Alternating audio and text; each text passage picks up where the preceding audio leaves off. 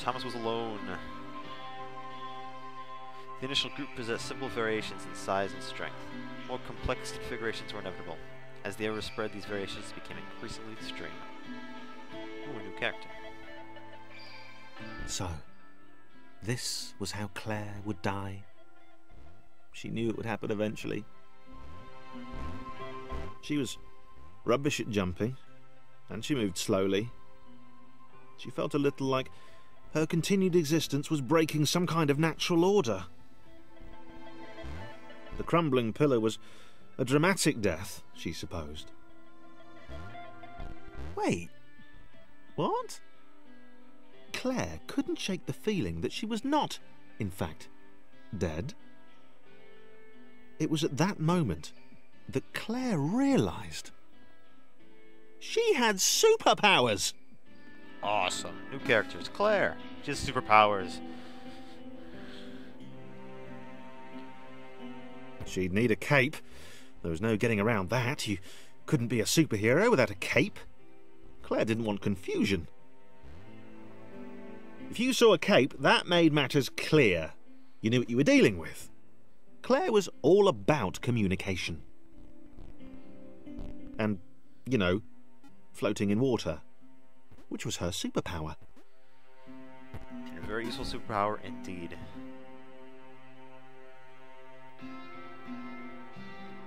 All right.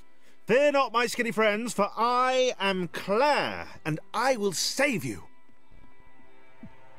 Claire needed to come up with a superhero name as soon as possible. Claire was rubbish. Well, I mean, it's not the most inspired, but it's not that bad. The great Claire. Almighty Claire. Okay. There's my Danny Wallace impression. She had superpowers! That was horrible. Okay. Claire arrived just in time, which was, of course, the perfect moment for superheroes to arrive.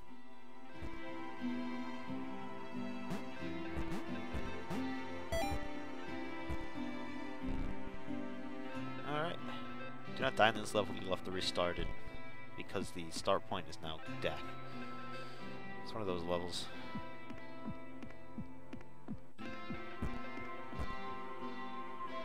As the water began to rise, Claire vowed to save this little rectangle in as many restarts as it took. I like the idea. I think she should save it. Claire wondered if Thomas would make a good sidekick. Or was she more the lone Avenger type? She'd like that. The sole hero in a world of rectangles and conveniently placed pools of toxic water. Pretty catchy. Soul Avenger. I see. Not the Avengers. Don't make any mistakes.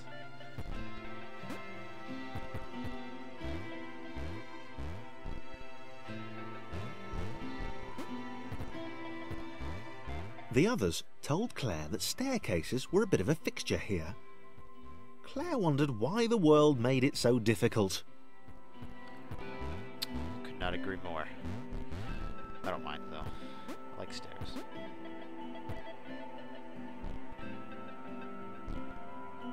Get out fast, Claire. Okay. We'll have to wait for Claire to come back down. Go along, Claire. Old boy. Chap.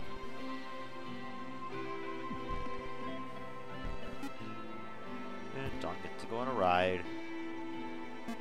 Oops.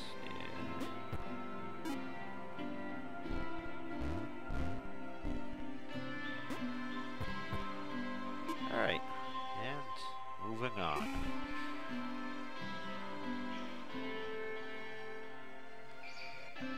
It's got the whole game.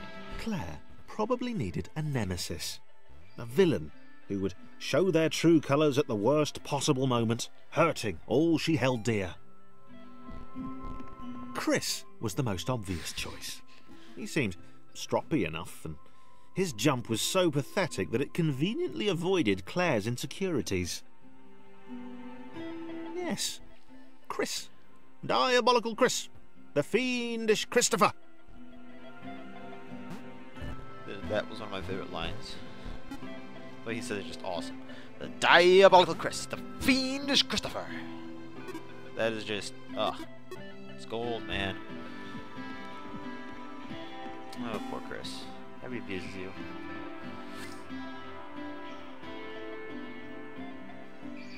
Wait. Where had Chris gone? Was he off somewhere? Plotting Claire's downfall? If Claire was honest, and she had to be because she was a superhero, this was a troubling turn of events. Still, there were reasonably sized bodies of water to cross. Amen. Yeah, where did Chris go? That's a good question. Find out next time on Let's Play Thomas Was Alone. Crud. That was dumb.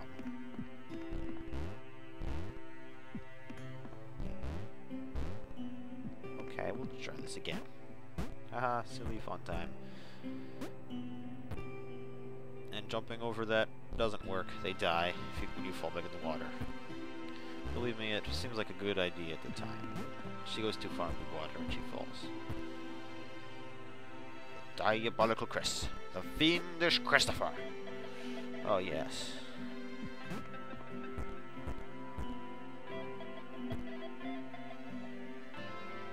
Alright, onward. It's a hole. Yay, falling.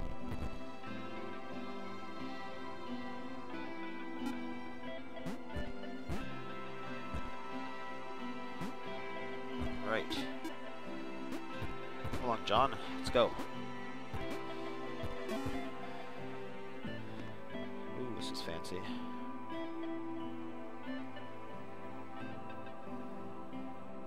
Moving platforms over water, eh? Claire's newly heightened senses told her that there were multiple paths across with various possible configurations of the little posse. And here's, oops, Thomas! Come back. Stop dying, tool. Ah, no. Thomas dust is everywhere.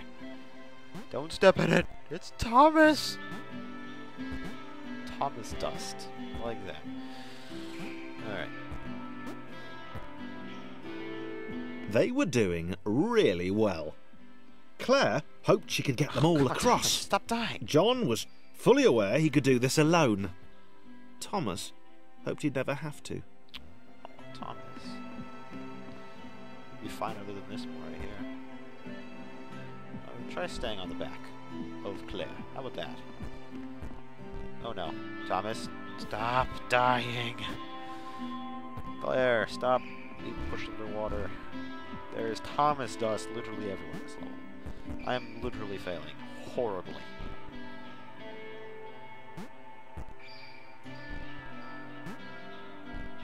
Are you serious, game? No, this is all my fault. This isn't hard. I honestly have the slightest clue why I'm having so much trouble doing this. Okay, I could deal with that. Thomas, get over there. Good. Claire, you too. Ah.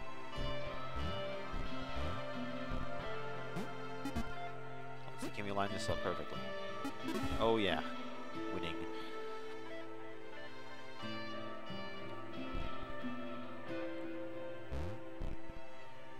Claire was alone, which was odd, because she wasn't meant to be alone.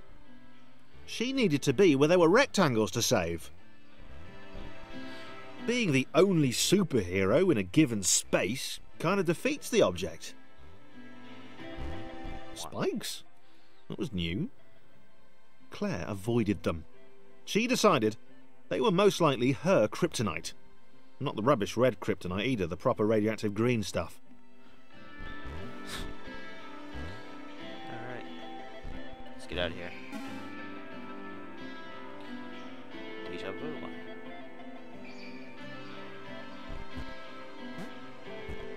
Wow. Deja vu. The world was repeating. And this time Thomas was here. Claire felt something had gone wrong. There was a disturbance in the force. Something had altered the Matrix. The world was reacting to their progress. It was amassing its forces. It was Claire. plotting against them. Claire Dust. Claire finally had a nemesis. Yes, Claire's nemesis is the entire world. Hooray! Okay, I gotta get on that. Excuse me, Thomas. Righto, old chap. Okay.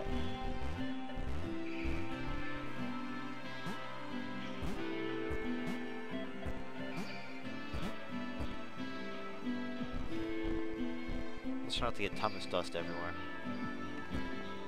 That was close.